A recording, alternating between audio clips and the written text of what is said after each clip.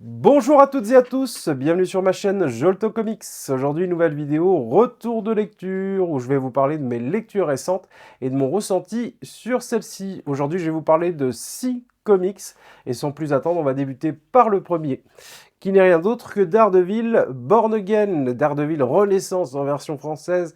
Donc une énième réédition de ce monument des comics pour moi, donc scénarisé par Frank Miller et dessiné par David Mazzucchelli. Donc ça c'est une œuvre majeure sur le personnage de Daredevil, je vous en avais déjà parlé, et qui est ressorti dans cette édition Prestige chez Panini, qui est leur plus belle édition. Je vous en avais déjà présenté quelques ouvrages dans ce format, donc grand format, pages de très bonne qualité, et également pas mal de bonus à la fin de ce volume, des bonus quelquefois inédits. Donc on va rentrer en détail dans mon retour de lecture, de relecture pour le coup, parce que c'est une œuvre que j'ai dû lire au moins 4-5 fois déjà auparavant. Et c'était un plaisir de le découvrir dans ce grand format. Tout d'abord pour les planches de David Mazzucchelli, là, qui sont sublimées par ce papier mat en grand format. Qui est parfait hein, pour les dessins un petit peu old school, quoique le dessin de David Mazzucchelli est hyper moderne pour le coup. Donc c'est le même duo hein, qu'on avait sur Batman Year One.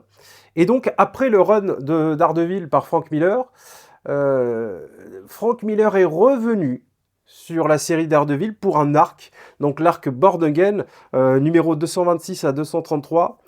Donc c'était en 1985, il me semble, et 86. Voilà, c'était de janvier à août 86, à savoir que le run de Daredevil par Frank Miller s'était arrêté à peu près en 81, ce qui fait qu'il y a eu 5 ans où il y a eu pas mal de numéros de différents dessinateurs et scénaristes. Donc ça se situe chronologiquement, l'arc Daredevil Born Again, juste avant le run d'Ann Nocenti. Et ce qui est intéressant, parce que j'ai lu le run d'Ann Nocenti, j'ai relu le run d'Ann Nocenti quelques jours avant de relire Born Again, c'est que finalement, pour lire le run d'Ann Nocenti, c'est quand même idéal de débuter par Daredevil Born Again, parce que le postulat de départ du run d'Ann Nocenti, c'est ce qui va arriver dans cette histoire. Donc cette histoire, qu'est-ce qu'on va découvrir? C'est le fait que Matt Murdock, alias Daredevil, eh bien, va se retrouver radié du barreau et également témoin de l'explosion de son immeuble. Pourquoi cela? C'est que la Karen Page, donc l'une de ses amours de sa vie, et il en a eu plusieurs, hein, eh bien, a communiqué son identité secrète, son nom, à un dealer de drogue, qu'il a dit à Wilson Fisk, et Wilson Fisk a découvert l'identité secrète de Daredevil, et va le faire souffrir, comme il n'a jamais souffert. Donc on va voir qu'il va traverser une période hyper difficile, et donc il va lui mettre plein de bâtons dans les roues, déjà radier du barreau, détruire son immeuble, il va se retrouver à la rue, littéralement, sans dessous, et il va devoir se débrouiller pour également pas tomber dans la folie, parce que Wilson Fisk va le mener à ça, à vraiment une folie qui va le rendre beaucoup plus violent, et il va également souffrir énormément physiquement et psychologiquement. Et donc il va devoir trouver les ressources pour pouvoir combattre le caïd, et puis sortir de cette situation, et ça va pas être évident. Ce qui va être intéressant, c'est que psychologiquement, il va se méfier de tout le monde, et même de ses amis, entre autres Foggy, et vraiment il perd la raison, pour le coup. Moi, c'est une œuvre admirable, je trouve. Ça n'a pas vieilli, c'est toujours aussi pertinent. Alors c'est vraiment la chute d'un super-héros et sa façon de se relever. Et c'est vraiment admirable, tant sur le plan scénaristique, où il y a des cliffhangers de fou, et également au niveau du dessin, David Mazzucchelli, bah, écoutez, moi j'adore, je le trouve trop rare dans ses œuvres.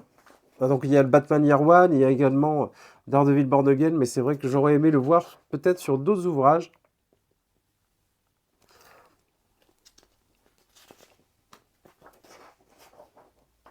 Donc on va voir également le machiavélisme de Fisk, là, qui va être vraiment calculateur, c'est assez impressionnant. C'est, il est vraiment redoutable. Donc écoutez, pour ceux qui ne l'ont jamais lu, vraiment, c'est une histoire, même pour découvrir Daredevil, qui est top, je trouve. Euh, et je suis vraiment content de l'avoir dans cette nouvelle édition. Donc j'avais une ancienne édition, c'était un must-have.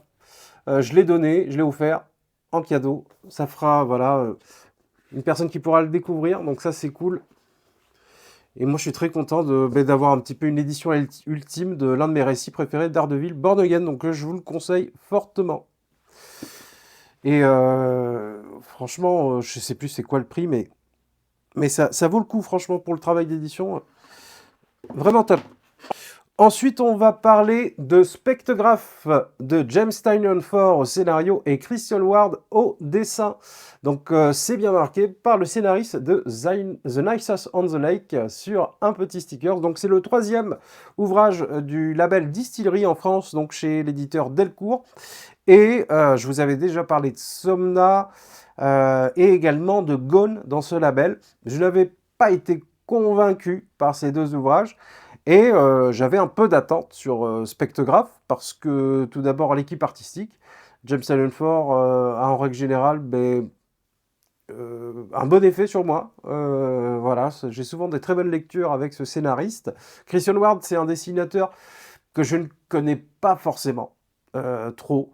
Donc c'était également une découverte d'un dessinateur. Super édition de Delcourt.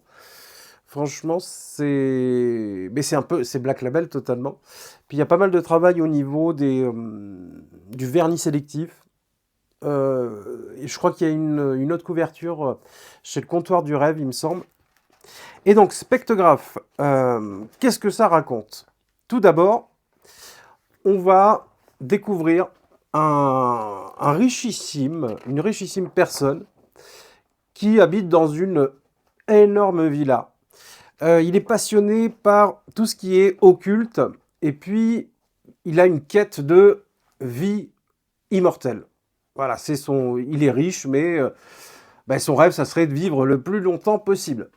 Donc il cherche des solutions par rapport à l'occultisme, et il voit qu'il arrive face à un mur, et il va changer de braquet et partir sur la construction d'une machine, qui sera un spectrographe. Et le spectrographe, ça sera une sorte d'appareil photo géant qu'il va construire dans sa maison, et qui va permettre de dissocier une personne et d'en créer son fantôme. Donc c'est une histoire de fantôme finalement, et ce fantôme aura donc la vie immortelle. Voilà un peu pour le postulat de départ. Donc on va rencontrer une protagoniste dans cette histoire qui n'est rien d'autre qu'une agente immobilière qui va faire visiter cette maison de ce richissime monsieur, mais qui est finalement décédé à l'état civil. Et cette jeune fille, alors je ne sais plus le nom. Elle a toujours un souci avec les noms, hein. C'est comme ça. Mais elle est agente immobilière et elle doit faire visiter cette maison. Et finalement, on va voir que la personne qui visite cette maison a un autre objectif que de l'acheter. Donc c'est un récit qui est un peu rempli de mystères, avec beaucoup d'effets, de cliffhanger, de twists, hein. Et je vais essayer de ne pas vous en dire trop par rapport à cette histoire. Ce qu'il faut savoir, c'est que c'est une histoire de fantôme et qu'on va être totalement dans du fantastique, et que c'est vraiment bien mené, moi je trouve, par James Allen Ford. c'est une histoire qui n'est pas révolutionnaire en soi, pour le coup, mais le rythme, les mystères qui se découvrent au fur et à mesure, la tension également, un petit côté horrifique également par la présence des fantômes, et bien ce savant mélange, et le dessin de Christian Ward également, et bien ce savant mélange permet d'avoir un récit assez solide. Christian Ward, pour tout vous dire, le trait, moi j'ai pas été emporté par son trait, mais au final, à la fin de cette lecture, je me suis dit que j'aurais vu personne d'autre sur ce récit que lui, parce que ça colle parfaitement à l'histoire. Donc c'est une bonne histoire. Moi j'ai bien aimé. J'ai trouvé quelques défauts, c'est par rapport au dialogue. Il y a beaucoup de bavardage, de babillage, des dialogues finalement qui ne servent pas l'histoire et qui peuvent être très bien représentés par l'art graphique. Donc c'est plutôt une bonne histoire et quelque chose, parmi les 3 lectures que j'ai faites de Distillery, c'est la meilleure, je trouve. Voilà en gros pour ma revue, ma critique sur cet ouvrage. Et puis il y a pas mal de thématiques intéressantes pour le coup, parce que cette agente immobilière, eh bien, elle a laissé son enfant chez elle, toute seule, parce qu'elle veut absolument vendre cette maison pour avoir sa prime de vente. Et il y a des thématiques par rapport à la parentalité, parce que c'est une mère célibataire, le fait de s'occuper d'un enfant toute seule. Il y a des questionnements finalement qui sont assez rares en comics, et ça j'ai bien aimé, ce côté-là, ce côté un peu finalement social que rajoute James Tynion IV, et ces questionnements sur la vie éternelle également. Est-ce qu'il ne faut pas mieux vivre sa vie que de rêver de vivre le plus longtemps possible? Voilà, il y a beaucoup de thématiques intéressantes qui au final en fait vraiment un récit solide, et que j'ai beaucoup apprécié. C'est une très bonne lecture. Par contre, je n'irai pas de là à dire que c'est un coup de cœur, mais ça fait partie des très bonnes lectures que j'ai eues depuis le début de l'année, et on se rapproche pratiquement de la moitié de l'année, donc oui, bien agréablement surpris, et une très bonne lecture que je recommande. Spectrographe. Ensuite, je vais vous parler de Batman Nocturne, donc la conclusion du run de Ramvi sur la série Detective Comics en VO, Batman Nocturne en version française. Donc j'étais assez impatient de découvrir la conclusion de cette série. Je vous en ai déjà parlé, je crois que je vous ai parlé de pratiquement tous les tomes de cette série. Donc il y a eu un suivi continu également sur cette série dans le label Infinite chez DC Comics, dans l'ère éditoriale. Alors, c'est vrai qu'en série Batman, il y avait la série Chip Zdarsky qui va bientôt se conclure en version française, et la série Detective Comics par Ramvi. J'ai été beaucoup plus accroché dès le départ par la série de Ramvi. C'est un opéra gothique. On va voir que chaque arc a un nom d'acte de concert classique, symphonique. C'est vraiment une symphonie. Et moi, j'ai beaucoup apprécié tout d'abord l'ambiance de ce run au complet. Le côté un peu pointu également, qui est lié à l'écriture assez littéraire de Ramvi, mais moi qui m'accroche bien, que j'aime bien. Des intrigues, des sous-intrigues, mais qui ont un but au final, et on le voit dans cette conclusion. Donc il y a énormément de qualité, moi je trouve, dans ce run.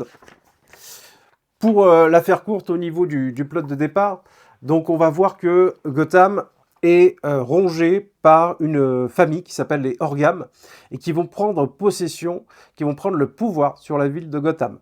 C'est une famille très ancienne et qui utilise beaucoup de magie et beaucoup de choses très fantastiques. Ils ont des asmers, c'est une sorte de virus qu'ils inoculent aux gens et qui prend possession de la personnalité des gens. Au fur et à mesure de la série, on va voir qu'ils vont élaborer un plan de grande ampleur pour prendre le cœur de Gotham et l'âme de Gotham en utilisant une machine qui va laver le cerveau de tout le monde et qui va faire qu'ils vont se rendre, ils vont être plus heureux, ils vont moins penser aux soucis et surtout ils vont oublier Batman. Alors je ne vais pas rentrer dans le détail du run événement par événement, mais à savoir que Batman, à un moment donné, va être sur la potence, va être assassiné par les Orgams, c'était sur le tome précédent, et on va voir que les ennemis et la Bat Family de Batman donc, vont tout faire pour le sauver. Donc là, au final, ce tome-là, c'est Batman qui se relève pour en finir avec la famille Orgam, avec l'aide de la Bat Family et également de ses ennemis qui vont devenir ses alliés pour le coup. Pas du tout déçu par cette fin de série.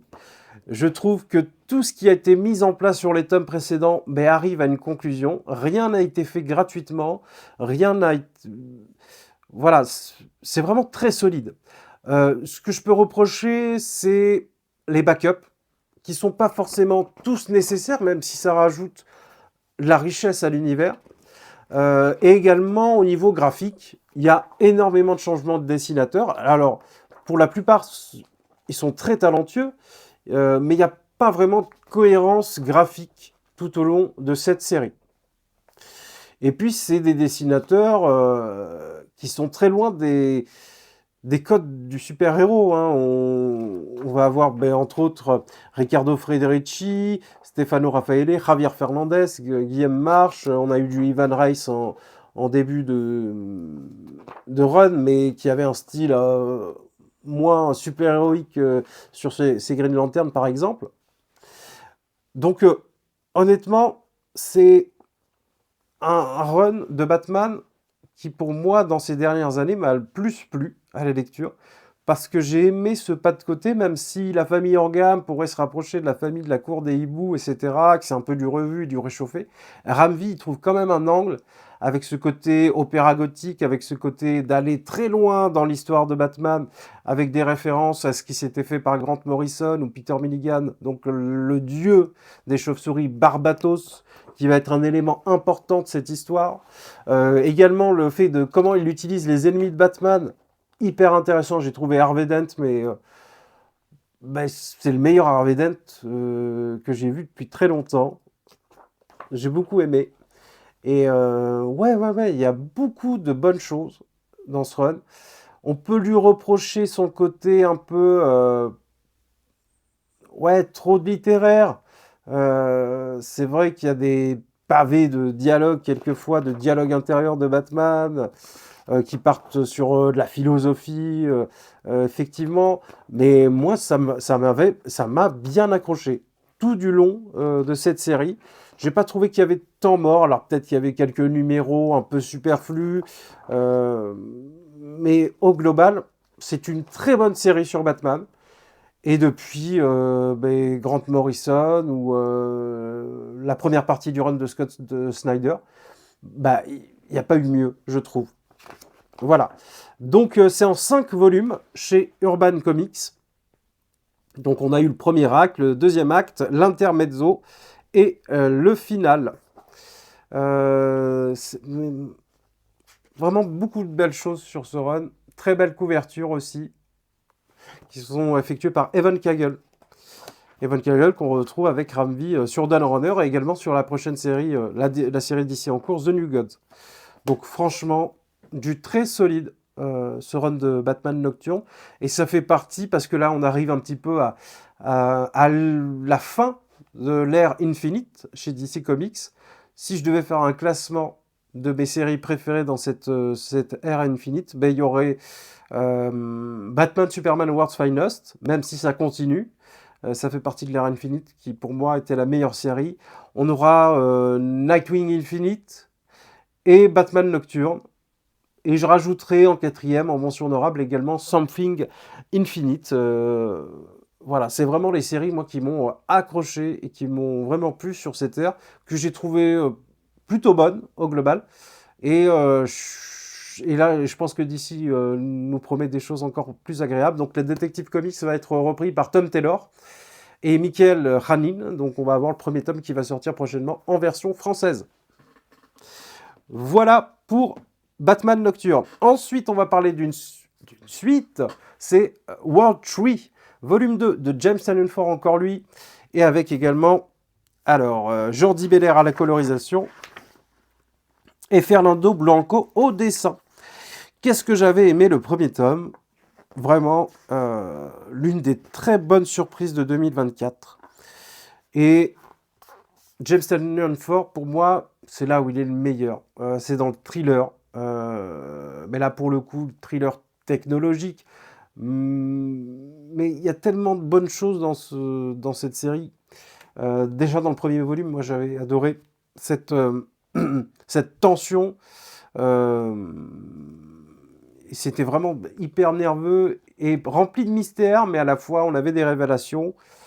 Donc World Tree, qu'est-ce que ça raconte? World Tree, c'est l'histoire de Gabriel, un richissime mania des nouvelles technologies, et ses amis qui ont découvert une sous-couche d'Internet qui s'appelle l'Undernet et qui a une architecture secrète. Et dans cette architecture secrète, il y a un forum qui s'appelle World Tree. Et World Tree, quand les personnes vont sur ce forum, arrivent à le découvrir, eh bien, ça les contamine et ils deviennent des tueurs de masse.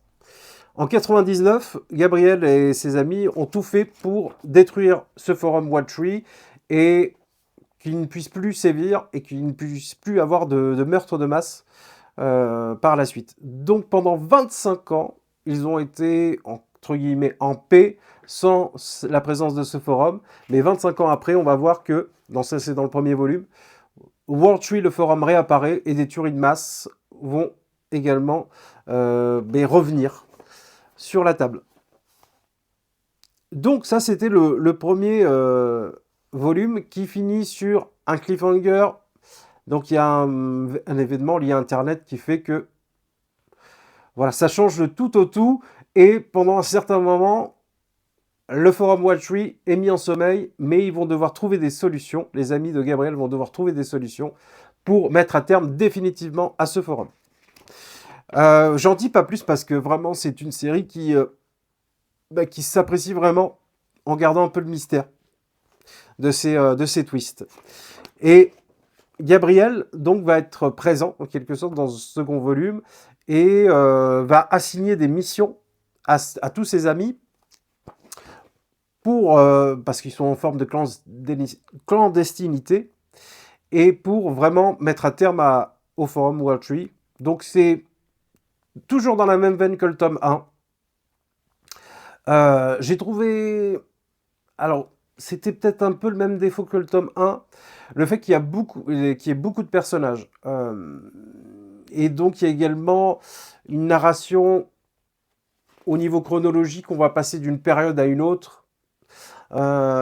C'est pas que c'est fouillis, c'est vraiment très clair, ça se lit bien, ça se suit bien.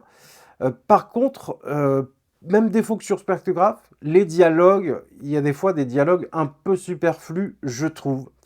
J'aimerais bien, genre je suis personne pour lui dire, mais j'aimerais bien que ça aille un peu plus droit au but et que ça ne prenne pas des virages pour arriver au même but au niveau de ces dialogues. Alors je vois l'intérêt, hein, c'est pour caractériser les personnages, leurs relations, qu'on s'attache à eux également, effectivement, ça marche bien sur cela. Mais quelquefois, il y a des choses un peu superflues qui ne sont pas forcément nécessaires. Voilà, il y a quelques... Mais c'est des habitudes de scénariste, hein, c'est des tics d'écriture. Hein. Mais franchement, c'est mineur comme défaut, ça se lit très très bien. Moi, je suis très content de cette suite. Et puis, j'ai vraiment hâte de voir où ça va, parce que on nous tease quelque chose à la fin du tome 1, qui fait que on se dit que c'est une histoire qui a une plus grande ampleur. On a un œil sur l'avenir, en quelque sorte. Et c'est du très solide. Et moi, je pense que ça fait partie des meilleures séries en cours de James Tynion Ford. James Tynion Ford, c'est pas mon auteur préféré, l'un de mes auteurs préférés, mais c'est un auteur qui est dans la qualité quand même souvent régulier. Il est très productif. J'attends son The Nice House on the Sea, même si après la relecture de The Nice House on the Lake, voilà, j'ai j'attends de voir. J'attends de voir. C'est pas non plus un chef-d'œuvre pour moi, The Night House on the Lake. Je préfère World Tree, vraiment, et de loin. Mais qui, pour moi, l'une de ses meilleures séries qu'il a écrites. Alors, on est qu'au deuxième arc. Attendons de voir la suite. Je ne sais pas quand ça va se terminer, mais en tout cas, c'est très efficace pour le coup. C'est une très bonne lecture. Ensuite, on va parler d'un pan de la pop culture. Un pan que je ne connaissais pas. C'était une découverte pour moi. C'est Rocketeer. J'espère que je le dis bien. Rocketeer de Dave Stevens au scénario et dessin. Donc ça, c'est l'histoire originale qui est sortie chez Delcourt en version française et qui date, il me semble, de 1985, si je ne dis pas de bêtises.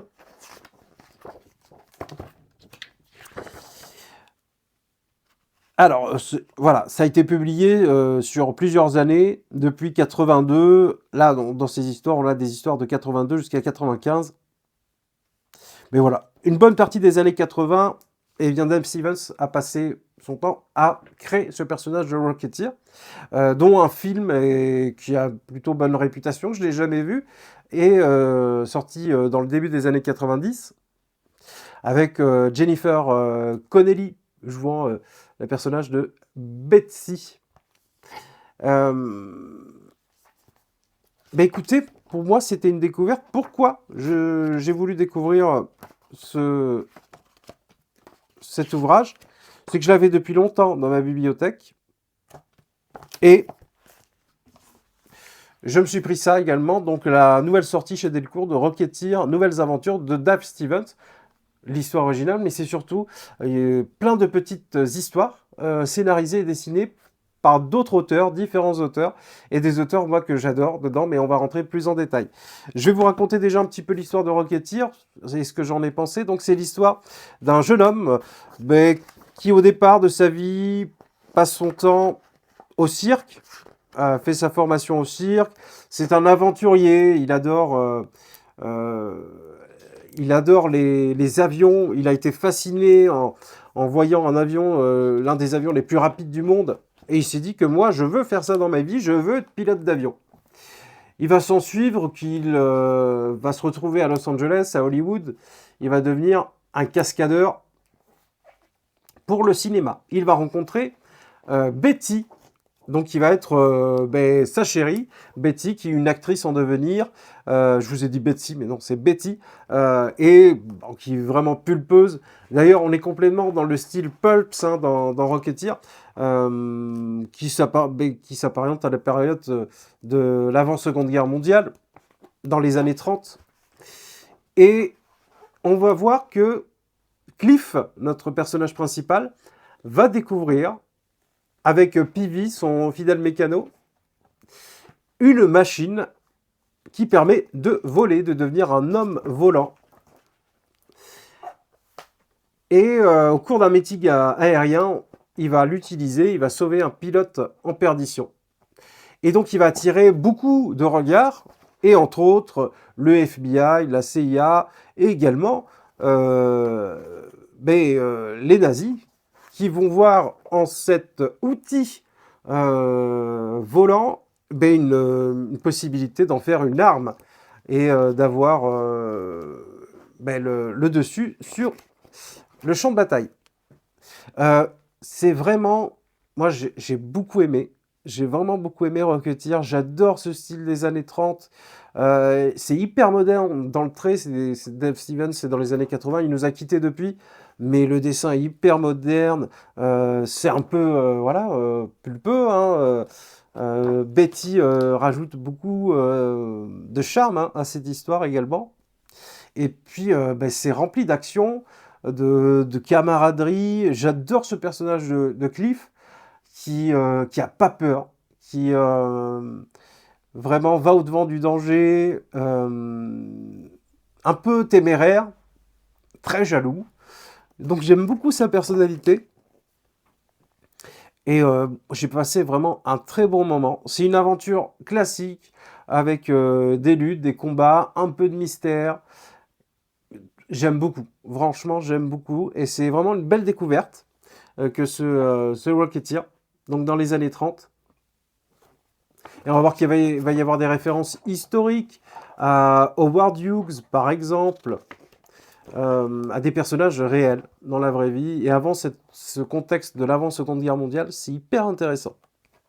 Donc franchement, très agréablement surpris, et puis vraiment une bonne lecture que ce Rocketeer. Et j'ai enchaîné ensuite par Rocketeer Nouvelles Aventures, où là on va retrouver beaucoup de différentes équipes artistiques, et moi entre autres j'y suis allé dessus parce qu'il y avait le couple Allred, Mike et Laura, et également Darwin Cook, qui font chacun et chacune une histoire. C'est des histoires d'environ 12 pages. Donc ça va être une petite aventure vraiment très concentrée. Donc là, je vais vous montrer plutôt les numéros de Michael Red, que j'aime beaucoup regarder son style sur Rocketeer. Vraiment top. Franchement, c'est plutôt agréable. Ça se lit comme ça. C'est des petits bonbons. Toujours dans la même veine que l'histoire originale de Dave Stevens. Et ça marche plutôt très bien. Donc c'est vraiment un recueil de petites histoires pour rendre hommage au Rocketeer et à Dave Stevens. Voilà, ça c'est Darwin Cook. On va voir Betty utiliser l'armure volante de Rocketeer. On va avoir du Gen A, on va avoir beaucoup d'artistes hyper intéressants, du John Cassaday pour le premier volume, le premier numéro. Franchement, un petit bonbon avec une couverture d'Alex Ross et qui fait un bon complément à l'histoire originale de Rocketeer. Et à savoir qu'il va y avoir une réédition d'une histoire de Mark Waid et Chris Samney qui s'appelle La Cargaison Maudite et qui va sortir prochainement chez Delcourt également. Donc super univers que Rocketeer, ça me donne envie de voir le film également que je n'ai jamais vu. On va terminer, je vous le recommande si vous ne connaissez pas Rocketeer. Donc l'idéal c'est quand même de lire la première histoire originale pour après peut-être aller sur les nouvelles aventures de Rocketeer. Je vais vous parler également maintenant d'un récit chez Futuropolis qui s'appelle Spy Superbe de Mankind et Charlene Kind. Alors Mankind, on va le retrouver au scénario et au dessin. Mankind, je vous en parle souvent ces derniers temps. Donc chez Futuro, écoutez, ça au gré d'un live, je regardais le planning des sorties, je suis tombé dessus, ça m'a intrigué. J'ai trouvé en occasion sur Vinted. Allez, c'est parti, mon kiki, je me le suis pris. Alors, tout d'abord, style graphique, c'est Mankind. Un peu particulier au départ, mais franchement, ça fait le café. Moi, ça m'a bien plu. Il y a un petit côté Jeff Lemire également dans ce style. Donc l'histoire, qu'est-ce qui va se passer? C'est qu'on va découvrir qu'il existe un espion ultime qui s'appelle Spy Superbe, qui est hyper compétent. C'est un petit peu le James Bond. C'est l'espion dont tout le monde parle, qui est le plus efficace au monde et dont tout le monde a peur. Et on va voir que le Spy Superbe n'est pas qu'une seule personne, parce que le Spy Superbe est toujours remplacé suite à sa mort, et on essaie de trouver le profil idéal. Et le profil idéal d'un Spy Superbe, c'est qu'il ne se rend pas compte que c'est un espion, et qui fait les choses un petit peu de manière naturelle, et ce qui fait qu'il est beaucoup plus crédible, et qu'il ne se fait pas repérer. Et donc, ils ont besoin, pour une mission vraiment spéciale, de trouver le profil idéal. Et donc, ils vont trouver en ce personnage, alors, je ne sais plus comment il s'appelle, mais qui est vraiment le plus utile des abrutis, c'est J. Bartholomew III, qui est un auteur raté, qui essaie d'écrire son livre depuis une dizaine d'années, et qui n'en est qu'au premier chapitre, qui est un libraire, et qui est vraiment imbu de lui-même. Il pense vraiment que c'est un grand talent littéraire et très égocentré, etc. Un personnage vraiment, oui, assez idiot pour le coup, qui ne se rend pas compte de sa bêtise. Et ils vont le choisir pour être l'idiot utile, le spy superbe, l'espion ultime. Et puis, on va voir donc au départ de cette histoire que il va être attaqué par 3 Russes qui vont vouloir récupérer un portable. Donc, il lui a été donné un portable qui contient la liste complète de tous les spies superbes depuis le début de l'histoire. Et par un tour de magie, il va réussir à les tuer les trois. Mais vraiment, de façon très maladroite, mais c'est hyper bien fait pour le coup. C'est vraiment une histoire, je vais pas aller plus profond dans la présentation du synopsis, mais pour le coup, c'est un récit qui est d'une drôlerie rare sur les comics. J'aime bien aussi qu'on rit en lisant des BD, et pour le coup, c'est hyper drôle. Et c'est un humour, on se rit on se moque un petit peu de lui parce qu'il est tellement ridicule, mais on est quand même derrière lui, on se dit, bah oui, il a de la chance, peut-être qu'il peut réussir sa mission, et il va être aidé d'une autre agente un petit peu double, triple, et qui va se rendre compte que c'est le Spy Superbe et qu'il est totalement idiot, et elle va se prendre un petit peu d'affection pour lui. Et c'est hyper sympa, c'est hyper frais, ça fait vraiment du bien. Bonne histoire, belle surprise. Je m'attendais pas à apprécier autant. Je m'attendais à une histoire d'espionnage un peu classique, mais non, c'est complètement... on prend sur le ton de l'humour et c'est très efficace, un peu humour à l'anglaise. Et franchement, très bien. Et puis l'art graphique, bah écoutez, moi ça a fonctionné sur moi, pour le coup. Donc Mankind qui nous livre Spy Superbe, l'espion ultime chez Futuropolis. Bonne surprise, bonne lecture, vraiment très agréable. Voilà pour mon retour de lecture. Je sais pas combien de temps, ça fait combien de temps que je vous parle, mais en tout cas, j'ai eu des lectures assez passionnantes pour le coup. Si je devais mettre un coup de cœur ultime, bien évidemment, c'est le Daredevil Born Again et sa réédition. Très content de pouvoir le relire dans ce format et puis de l'avoir dans ma bibliothèque, dans son édition définitive. C'est vraiment, pour moi, l'un des ouvrages à lire chez Marvel et pour le personnage de Daredevil. Voilà, c'est quelque chose d'assez essentiel pour le coup. Ensuite, dans les nouveautés, j'ai à peu près tout aimé. Un Spectrographe, je trouve que c'est très solide, une bonne lecture, un thriller fantastique, de haute volée plutôt, franchement.